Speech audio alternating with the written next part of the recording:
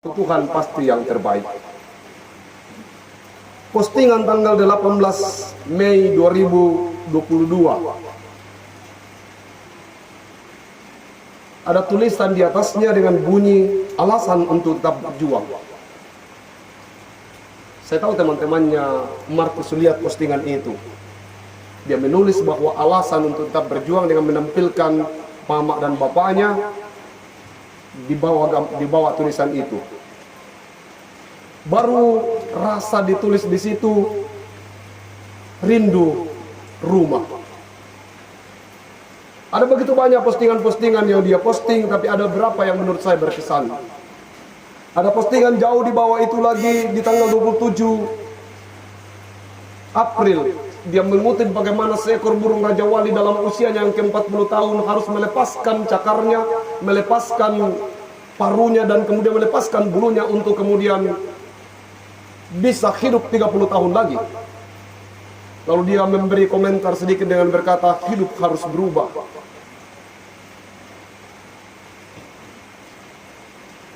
Ketua kelompok di setiap jambore sekolah minggu pada masanya. Ketua kelas ada postingan yang saya lihat dalam Facebooknya, temannya berkata dia adalah ketua kelas kami di sekolah. Di paduan suara dia orang yang sangat dicari oleh teman-temannya. Tak peduli dicari untuk apa. Begitu juga di gereja, di KTM. Bukan pada hanya tingkat itu, dia ada di tingkat klasis, bahkan tingkat yang lebih besar dari itu. Terakhir saya melihat postingannya dengan sebuah tulisan Bineka Bayangkari, Andika Bayangkari.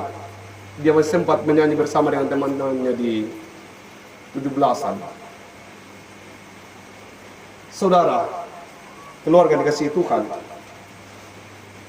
masih banyak lagi cerita yang membuat kita harusnya berkata, waktunya 23 tahun, tapi ceritanya lebih dari mereka yang 60 tahun hidup. Waktunya 23 tahun, tapi ceritanya tentang perjalanannya, tentang bagaimana dia hidup sebagai anak Tuhan, melebihi dan melampaui orang yang hidup 60 tahun. Pindah dari sini ke Makassar, aktif di jemaat Taman Rea. Dia begitu banyak memposting bagaimana dia sedang beraktivitas untuk hal-hal yang baik. Di GMKI, di kampusnya, dia mendapat tugas spesial. Dan tentu itu bukan hal yang mudah untuk dilupakan. Waktu memang terlalu singkat untuk seorang ibu yang baru saja kehilangan anaknya. 23 tahun itu waktu yang singkat untuk seorang ibu yang kehilangan anaknya. Kalaupun harus dibalik 32 tahun, masih singkat untuk seorang ibu. Tapi waktu juga adalah terlalu lama untuk seseorang yang sedang menunggu.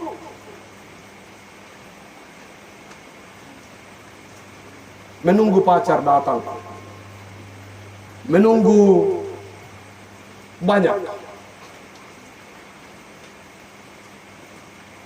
Waktu terlalu singkat.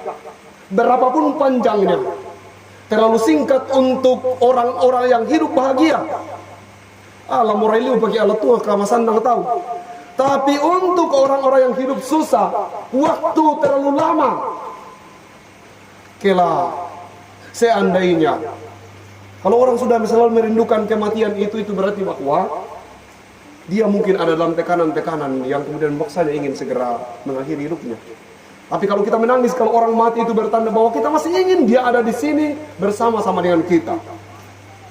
Itu bicara waktu. Waktu itu pada persoalan hidup orang berbeda-beda maknanya. Untuk ukuran detik, bertanyalah kepada pelari cepat. Sekian detik saja itu betapa berartinya waktu. Untuk ukuran menit, bertanyalah kepada pemain bola bagaimana berada di ujung-ujung waktu yang krusial, menit-menit krusial. Untuk bulan, untuk minggu pendeta, Bagaimana setiap minggu, hari Sabtu lagi ini, besok minggu, toh? Untuk bulan, ya tanyalah kepada PNS yang begitu banyak sangkutannya di bank. Untuk tahun, tanya kepada anak sekolah yang selalu dimarahi guru bahasa Inggrisnya. 1 tahun selesai pelajaran bahasa Inggris, kita akan naik kelas lagi. Jadi waktu itu berbeda-beda pada tingkat kita masing-masing. Keluarga dan jemaat yang dikasihi Tuhan. Untuk itu, berhati-hatilah hidup menggunakan waktu. 23 tahun memang pasti waktu yang singkat untuk kita sekalian. Tapi untuk Markus 23 tahun menurut pandangan Tuhan adalah sudah waktu yang tepat. Makanya saya memilih bacaan ini. Ini baru, tadi itu pengantar, ini baru khotbahnya. Khotbahnya begini. Sebelum Lazarus mati, dia sakit keras. Ada informasi kepada Tuhan Yesus agar datang karena Lazarus sakit. Orang yang engkau kasihi, Tuhan lagi sakit. Kasih tahu ke Tuhan Yesus begitu. Yesus mendengar berita itu. Ada kalimat yang serius di situ. Orang yang engkau kasihi sakit. Pada ayat sebelumnya. Sesudah Yesus mendengar berita itu, dia tidak pulang dan pergi ke Lazarus. Dia malah melanjutkan perjalanannya dan melakukan pekerjaan yang lain. 4 hari sesudah Lazarus mati, baru Yesus datang. Apa sikap dari Marta, termasuk juga Maria? Dia berkata begini, sekiranya engkau ada, maka sekiranya engkau ada, maka saudaraku tidak akan mati. Dalam persoalan hidup ini, sering kita melemparkan masalah kepada orang lain. Marta dalam pergumulannya dan Maria melemparkan persoalan ini kepada Yesus dan berkata, "Keladengko, seandainya kau ada di sini." Dan tidak mungkin tidak. Demikian juga yang dialami oleh keluarga dalam perkara ini. Pasti kita berpikir dan berkata, kemana Tuhan di tengah rasa sakit yang dialami oleh kekasih kita? Kalau Tuhan ada, peristiwa kematian mungkin tidak akan menimpanya. Dia melayani Tuhan cukup serius. Sejak dari kecil dia berusaha untuk menjadi yang terbaik di antara anak-anak pada usianya. Kenapa harus berakhir seperti itu? Mengapa sesakit itu? Dan mengapa sepedi itu? Keluarga dan jemaat yang dikasihi Tuhan, biasanya memang sedemikianlah yang kita alami ketika kita berada dalam pergumulan. Peristiwa itu diceritakan Maria dan Marta. Kalau engkau ada di sini, itu hendak melemparkan dengan sangat santun kepada Tuhan Yesus bahwa tanggung jawabmu ini Tuhan. Di mana kau? Tapi apa yang Tuhan mau katakan di situ? Kenapa peristiwa itu terjadi? Di ayat selanjutnya Yesus hendak menjelaskan kenapa dia datang seolah-olah terlambat. Karena dia mau memberitahu kepada orang banyak bahwa dia mempunyai kuasa. Dia bisa melakukan lebih dari yang dipikirkan Maria dan Marta. Bukan menghentikan penyakitnya di tempat tidur. Bukan menghentikan penyakitnya di ruang isolasi. Tapi dia menghentikan penyakitnya dia dari kuburan. 4 hari lalu dibangkitkan. Pasti kita merindukan hal yang sama. Kalau mujizat Tuhan itu ada, masa tidak bisa bangkitkan Markus? Lazarus saja bisa dibangkitkan. Tapi ketika kita membaca lebih jauh bacaan itu, kebangkitan Lazarus bukan agar Lazarus hidup dan kemudian melanjutkan kehidupan seperti yang lain. Bukan itu tujuannya. Tujuan utamanya proses kebangkitan Lazarus adalah agar Tuhan dimuliakan dari peristiwa itu. Kalau kematian kekasih kita sudah melihat bahwa ini perkara yang diatur oleh Tuhan. Waktu Tuhan adalah yang terbaik. 23 tahun. adalah sudah yang terbaik untuk kehidupan kekasih kita, maka dengan demikian kita harus menerimanya dengan iman.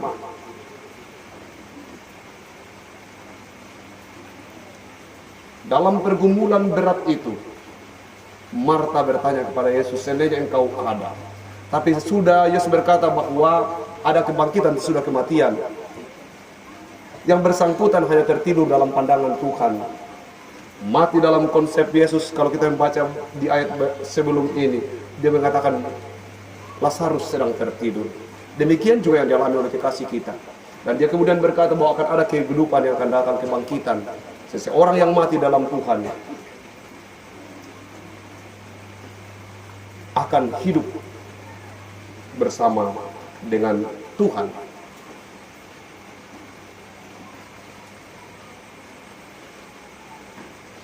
Yesus berkata, Lazarus sudah mati, tetapi syukurlah karena aku tidak hadir waktu itu. Dia memperkenankan peristiwa itu terjadi supaya dia menunjukkan kuasanya. Kematian itu adalah waktu di mana Tuhan akan mewujudkan cinta kasih-Nya lebih daripada ketika kita masih hidup. Orang tua, ayah, ibu dari kekasih Markus, kiranya firman Tuhan ini menghibur kita bahwa luar biasa bagaimana anak ini hidup dan bagaimana dia mengakhiri pertandingannya sebagai orang percaya. Tentu tidak ada manusia yang sempurna, penuh dengan keterbatasan, penuh dengan dosa. Tetapi orang-orang yang kemudian hidup untuk melayani Tuhan, hidup mengusahakan yang terbaik, pastilah mendapat yang terbaik juga. Waktu Tuhan pasti yang terbaik. Seperti Tuhan hadir dalam kehidupan Marta dan Maria. Dia menyelesaikan masalahnya dengan membangkitkan Lazarus. Bagaimana dengan kita? Bagaimana dengan keluarga? Dia juga hadir di sini dan akan menyelesaikan masalah kita. Malam ini proses penyelesaian masalah sedang dilakukan. Tadi malam dalam perkunjungan di rumah sakit saya berkata, memang kita mau kalau Markus sembuh dan kemudian kembali ke dalam kehidupan seperti biasa. Tapi melihat realitas seperti ini, kita harus berkata dengan iman jauh lebih baik kalau dia pergi kepada Tuhan di dalam dekapan cinta dan kasih sayang Tuhan. Lalu kemudian bagaimana kita buktikan bahwa Tuhan hadir, Tuhan terus menghibur keluarga. Oh, begitu banyak orang yang datang. Ini melampaui kapasitas umurnya. Jumlah orang yang hadir ini bertanda bahwa begitu banyak orang yang tahu bahwa kekasih kita ini adalah anak yang baik. Banyak orang punya anak, tapi belum tentu baik. Bersyukurlah ibu, bersyukurlah bapaknya, bahwa walaupun waktunya sebentar, tapi dia disanjung-sanjung orang sebagai anak yang baik. Kalau kita lihat di Facebooknya, begitu banyak ucapan yang mengatakan, telah pergi orang baik ini, telah kembali ke rumah bapaknya. Tuhan menguatkan dan menghibur keluarga. Amin.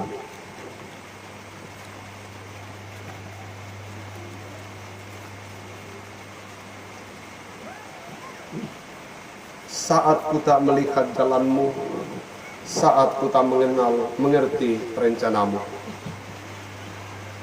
saat ku tak melihat jalanmu, saat ku tak melihat jalanmu, saat ku tak mengerti rencanamu, namun tetap ku pegang janjimu, pengharapanku hanya padamu.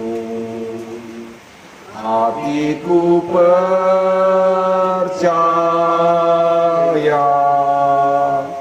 hatiku percaya,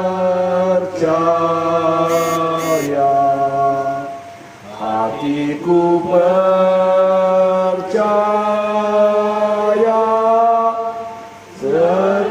ku Kita ulang sekali lagi. Saat ku tak melihat jalanmu, saat ku tak mengerti rencanamu, namun tetap ku pegang janjimu. Pengharapanku hanya padamu. Hatiku percaya,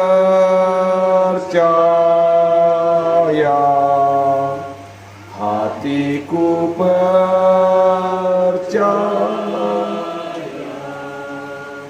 hatiku percaya,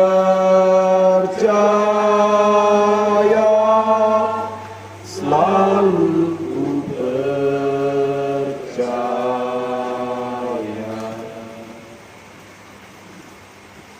Dan memberi